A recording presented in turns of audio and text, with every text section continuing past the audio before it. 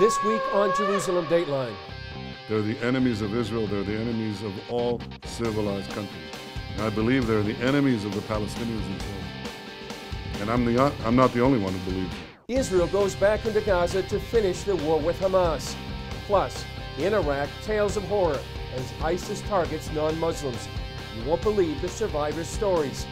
And the West's newest threat. UK, European, and even US Muslims are fighting with ISIS. What happens when they return home? Hello and welcome to this edition of Jerusalem Dateline. I'm Chris Mitchell, coming to you this week from our Jerusalem studios. Israel says its targeting campaign has killed 3 senior Hamas operatives in Gaza. They were on Israel's hit list for a number of kidnappings and bombings, including the abduction of an Israeli soldier 8 years ago. John Wagi has that story. Hamas claims the top terrorist on Israel's list, rocket supervisor Mohammed Deif, escaped an Israeli airstrike that killed members of his family. This message is directed to the Zionist enemy. Mohammed Deif will be the commander-in-chief of the army that will enter the Holy Aqsa Mosque in Jerusalem. Israel says it is uncertain whether Deif is still alive. And Prime Minister Benjamin Netanyahu, aware of the impact of atrocities committed by ISIS in Iraq, made the link with the terrorists of Hamas. Hamas is ISIS, ISIS is Hamas. They're the enemies of peace. They're the enemies of Israel. They're the enemies of all civilized countries. And I believe they're the enemies of the Palestinians themselves. And I'm not the only one who believes that. Despite continued calls in the UN for a return to talks in Egypt, the fighting in Gaza rages on, and Hamas losses are building by the day. Jerusalem returned to a kind of cautionary normal after sirens sounded Tuesday, both here and in Tel Aviv. But polls show Israelis are in no mood for a diplomatic tap dance with Hamas. The latest Peace Index poll, taken before Hamas broke the most recent ceasefire, shows 58% of Israeli Jews want to defeat Hamas through military action, and a near unanimous 97% believe Israel's military is doing a good or excellent job. Israelis we talked to seemed resigned to the idea that the fight must continue, despite the heavy stress of rocket attacks. I never thought in my life, at, 11 something or 12 o'clock last night, you know, just sitting on my bed, I would hear that sound. And you're hearing it now, and everyone is a part of it. We try to do our best to get the situation to be good, and they don't want to do it. Maybe something will change. Maybe the world eyes will be open, and they will see it's not normal to live like that. The evil, it's not us. Hamas claims Israel's airstrikes were designed to thwart the Cairo talks. We're warning the Israeli occupation from continuing this escalation and violating the ceasefire. We put the responsibility on Israel for this escalation and the implications of it.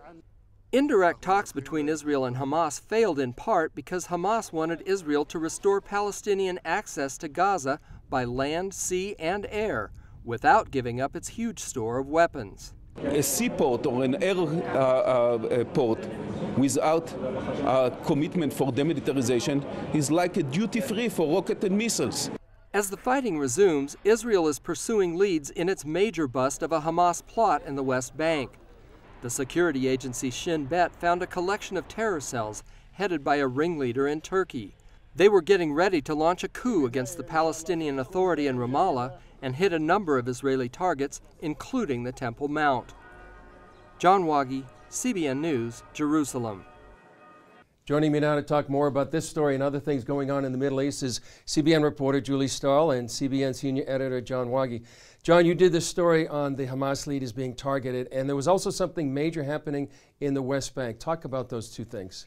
Well, the targeting of the Hamas leaders is something that really does demoralize the organization. These are guys that have been around since the 1980s, plotting not only against Israeli civilians but Israeli soldiers, like the kidnapping of Gilad Shalit. And it's not going to change Hamas's goals, but it will demoralize them and force them to come up with a whole new leadership structure. So it's big in that sense. I think it kind of got that story overshadowed another story which was bigger than the attention it got, and that is the uncovering of a Hamas plot to overthrow the Palestinian Authority and make major attacks on Israeli sites like the Temple Mount. That's huge because it kind of makes a sham out of this whole business of a unity government between Hamas and the PA. If you got one arm of it trying to overthrow the other one and kill the leadership, that's a big deal, and the Obama administration invested a lot in that. Yeah, and the Europeans did invest a lot in that as well. Absolutely. Yeah. Julie, you know, there was a lot of expectation that maybe there would be a ceasefire for a long term, but now that's over. How are Israelis responding to this? Well, you know, in a way, it's kind of like, gee, they already spent a good part of their summer in bomb shelters. A lot of 3/4 of Israelis were within rocket range of Hamas. That's not a small thing. That's a big thing. And more than 1 million people were running to their shelters every day, multiple times a day. For the most part, there was a consensus that Israel really wants to see a change. Israelis want to see a change. They want to see the government do something strong enough, powerful enough to really get rid of Hamas or get rid of this constant rocket threat. You know, the Israeli Prime Minister this week, he compared Hamas to ISIS, and he talked about the beheadings in Iraq. So it's not a small thing. It's really a big thing. Ideologically, at least, they are aligned with ISIS. They have the same ideology. They would like to wipe Israel off the map. Doesn't matter if they're in a small place. That's their goal. Right. And Chris, you were a little bit more in the action this past week. Tell us about your experience in northern Iraq. We were very close to ISIS. We were there in Kurdistan, northern Iraq, and actually on roads where people would tell us, you know, you're about 9 kilometers or 6 kilometers close to the ISIS front lines. And I guess my big takeaway is a couple of ones. First of all, I think what's going on right there is really part of the front lines of this battle of civilizations between Islamic ideology that literally wants to dominate the world and the free world. It's a battle between freedom and tyranny. And we saw that tyranny played out, and I guess that's my other takeaway, disrupting the lives of literally hundreds of thousands of people. More than 1 million people have been disrupted since the beginning of the year, and we had just poignant stories of people who's either like a 12-year-old boy who saw one of his neighbor girls killed because she wouldn't convert to Islam. We saw Christian families that were given 4 choices. Either they could stay and convert to Islam, they could pay the jizya tax, they could leave, or they could be killed. And so when you have those kind of choices, most people left and they've fled, and now refugees by the hundreds of thousands are filling the land of Kurdistan. So it's this is a global battle, and one of the major stories that we're facing right now. So I guess my takeaway is this is it's a long battle. It's not going to end anytime soon. I know some person called this a 30-year battle, I think, and this is part of the reconfiguration, I guess, in the Middle East right now. And John, why don't you address that finally about we're really seeing a new Middle East right now, aren't we? Well, we are. The world order that's existed since World War I, 100 years ago in 2014 now, is being, the apple cart's being upset, and we're seeing new alliances where Israel is now counting on countries like Saudi Arabia and Egypt to be a bulwark against Iran and its nuclear weapons, and the United States, at least the Obama administration, is behaving more like an adversary than an ally. This is unprecedented, but Israel is having to recalculate its strategies in the middle of this threat from ISIS, threat from Syria, threat from Hezbollah, threat from Gaza and Hamas, and now you've got Iran maybe trying to use this as cover of darkness to finish their nuclear plans. So the entire Middle East is really, the apple cart's being upset, and it's forming new alliances at an almost weekly pace. Yeah, something we've never seen, and we're going to see a lot more changes, I think, in the coming weeks and months. So, John, thanks for being with us here for the last couple of weeks, and Julie, thank you for your analysis. And we'll be here again, I'm sure, talking more about the Middle East. Up next, on the run from the brutal ISIS army, will the West stop a genocide in the making? The Yazidi people have now been rescued from the mountain where ISIS trapped them. But their long ordeal has just begun. For now, tens of thousands are safe at a UN refugee camp on the Turkish border. That's where we heard their stories of suffering at the hands of the ISIS army. It looks like a scene out of the Bible, a modern-day Exodus. Tens of thousands made the trek from Mount Sinjar all the way here to the United Nations refugee camp. For some, a 2, 3, even 4-day journey. Most of them came with just the clothes on their back. And out of the multitude, each one has a story. When ISIS attacked Sinjar, home to most of these Yazidis, Guli Udaida, a name which means God giveth, said it felt like the end of the world. When they came, they caught some people and kidnapped beautiful girls and took them away. We escaped. The ones that stayed, ISIS killed. When they got to Mount Sinjar, her son went back for food. ISIS captured him, shot him, took out his eyes and cut off his head. His friend buried him. The mountain had its own horrors. Flus Kadar used this cap from a medicine bottle to keep her children alive. I gave my children a drop of water every hour. The water was very far away. When the Yazidis made their escape from Mount Sinjar, this is the route that they took. Mount Sinjar is about 100 miles away, and most of that is simply desert.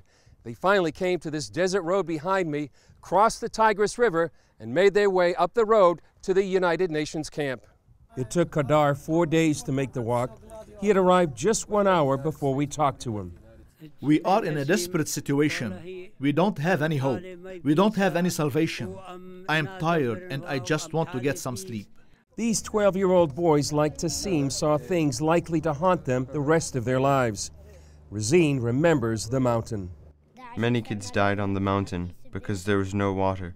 We escaped from ISIS because they wanted us to convert to Islam or be killed. I was there when ISIS came and shot one girl with a bullet in the head because they told her to convert. She refused, and they killed her. When you go from a home to a tent within days, how do you deal with the 120-degree heat, knowing that winter is on its way? We are sleeping on the ground. The rain is coming and we don't know what we're going to do. We have no future. Here in the Middle East, the Christians and the Yazidis, they cut us like sheep. There is no mercy for us. The plight of the Yazidis reminded our translator when he was a refugee from Saddam Hussein in 1991. It's not easy to explain. You can see, as you see,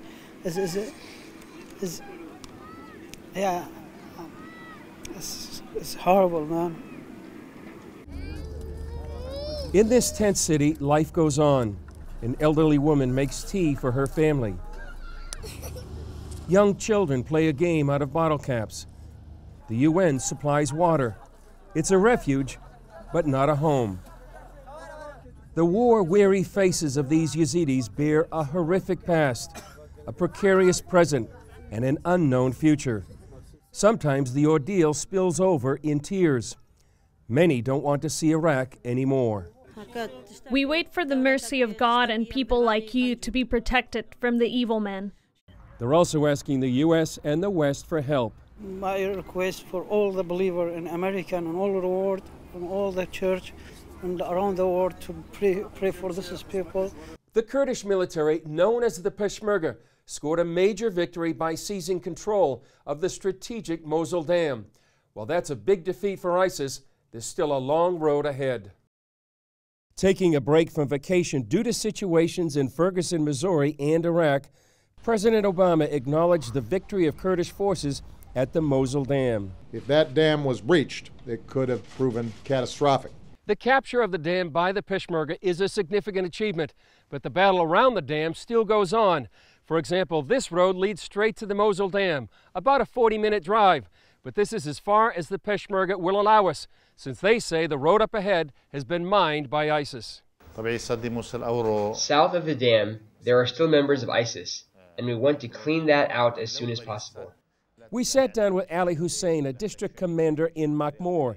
It's about an hour's drive outside of the capital, Erbil. Peshmerga forces drove ISIS out of this area several days ago. He described the kind of enemy they're fighting. When they controlled this area, they started to kill people, kidnap women, and slay people in the streets. This is the way they control areas. They persecuted Yazidis and Christians and threatened the Christians to either convert to Islam or pay the tax or be killed.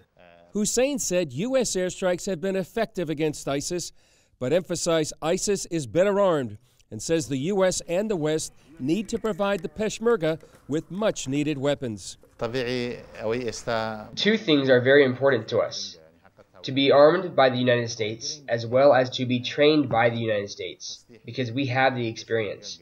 But even if we have the weapons, we need the training in order to use them.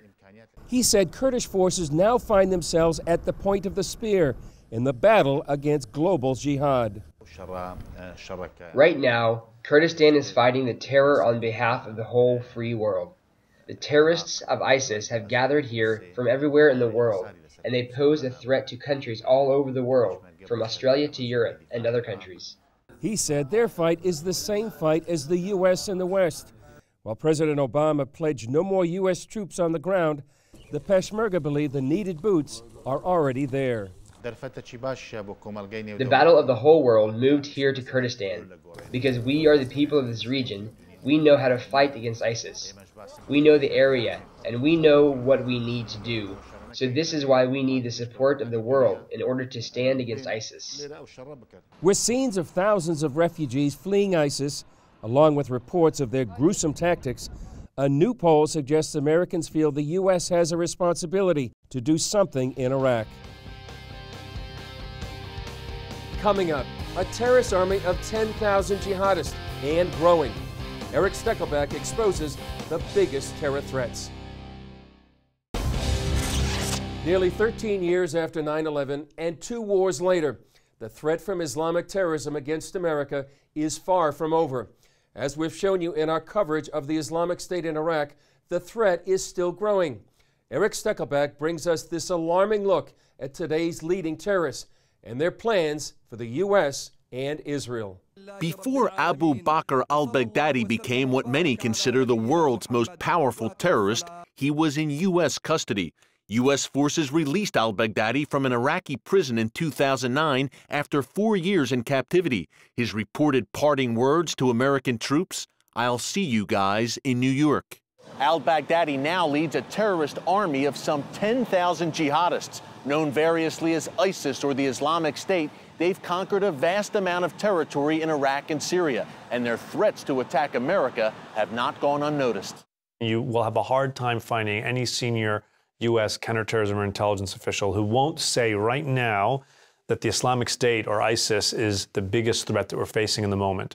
Former Treasury Department and FBI analyst Matthew Levitt says the large influx of Western Muslims into ISIS's ranks from places like Britain, France, and Denmark poses a unique danger. According to some estimates, up to 3,000 Western Muslims have traveled to Syria to join the jihad. They are recruiting a very large number and attracting really a very large number of foreigners, including Americans. At least 100 or so have gone to fight, some with ISIS, some with Jabhat al-Nusra in Syria, and also Europeans. And in many of the Europeans who are being recruited are from European countries that have visa waiver programs with the United States. The fear is that these holy warriors will use their Western passports to return home and carry out attacks. One French Muslim who had fought alongside ISIS did exactly that back in May when he killed 4 Jews at a Brussels museum.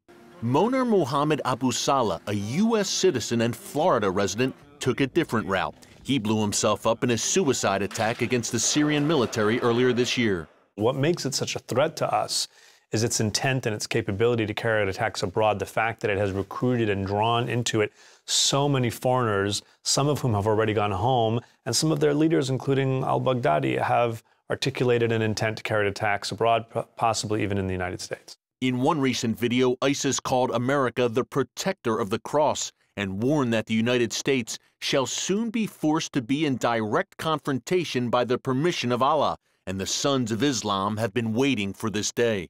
Al-Baghdadi's claim to lead the world's Muslims has not sat well with al-Qaeda. Long considered the world's most notorious terror group, al-Qaeda had a bitter falling out with ISIS earlier this year. I still think that al-Qaeda is the bigger threat because al-Qaeda still has a much more capable, deeper international network. Thomas Jocelyn is with the Foundation for Defense of Democracies in Washington. The A-listers in the jihadi world have remained with al-Qaeda, and that's a big cause of concern. Al-Qaeda and its allies continue to expand their reach. The group now covers more territory than it did on 9/11, from Pakistan to Somalia to Sinai, Libya, and beyond. The al-Qaeda branch that most worries U.S. intelligence officials is based in Yemen. It's been behind several plots against the U.S. homeland and has also recruited a number of Westerners. There are a small number of people in Yemen and Saudi Arabia who are making very ingenious bombs and very much have the intent to try and deploy them directed at the United States. Although al-Qaeda and ISIS may now be rivals, there has been no such breach in the relationship between the world's leading state sponsor of terrorism and its most lethal proxy. Iran and Hezbollah have been involved in so many plots over the past few years that, according to the former director of the National Counterterrorism Center, there have been times when the daily threats that are being briefed to the president are not all or primarily about al-Qaeda or ISIS. The top 1 or 2 or sometimes even 3 have been Iranian and Hezbollah plots. Levitt wrote a book called Hezbollah that details the group's international footprint. In recent years, Hezbollah and Iran have attempted or carried out attacks against Jewish targets in Bulgaria, India, Thailand, and elsewhere. U.S. authorities stopped a 2011 Iranian plot to blow up the Saudi and Israeli embassies in Washington, meaning Iran and Hezbollah have yet to strike on American soil, although they have killed U.S. citizens abroad. It's very hard to say if and when they decide that they want to target Western interests. That they have the capability is very, very clear. That capability would only increase if and when Iran acquires nuclear weapons, an achievement that would embolden Iran's radical leaders and leave the world an even more dangerous place. Eric Stakelbeck, CBN News, Washington. Coming up, Billy Graham's daughter, Anne Graham Lotz, shares why it's important to support Israel for such a time as this. Despite the war between Israel and Hamas, a group from the NRB, or National Religious Broadcasters, paid a solidarity visit to Israel. Billy Graham's daughter, Anne Graham Lotz, shares why it's important to stand with Israel.